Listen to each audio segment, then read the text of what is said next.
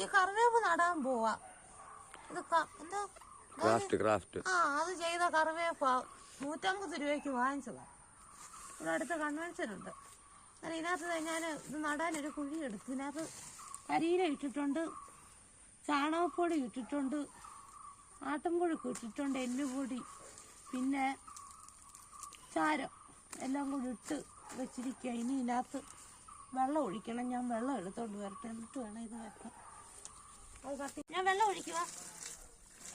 ഒരു കോപ്പ് മതി. പൊട്ടിക്കട്ടെ, എന്നിട്ട് നട്ട് തരണേ കേട്ടോ. ഞാനിത് പൊട്ടിക്കാൻ പോവാ. കറിവേപ്പ് നട്ടിട്ടുണ്ട്. ഇത് ബഡായതുകൊണ്ട് ഈ ഒരു അളവിനാ മണ്ണിട്ടിരിക്കുന്ന കണ്ടോ.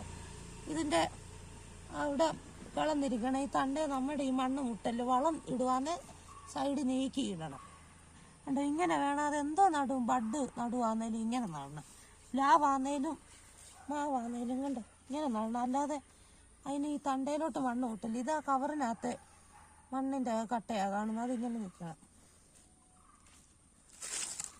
ഇതിന് വെള്ളമൊക്കെ ഒഴിച്ച് കൊടുത്തിട്ട് ഞാൻ നട്ട് കഴിഞ്ഞത് വെള്ളം ഒഴിച്ച് കൊടുക്കുക. വളമൊക്കെ എൻ്റെ തണ്ടേ മുട്ടാതെ മാറ്റിയിടണം. ഇനി നീക്കി ഇട്ട് കൊടുക്കണം. അത് അത്യാവശ്യം വലിയ പിടിച്ചു വരാൻ വലിയ പാടും. ഇത് പക്ഷെ നല്ലതായിട്ട് പന്തലിച്ച് വളരുന്നതാണെന്നാണ് പറഞ്ഞിട്ട് നാടൻ കറിവേപ്പ.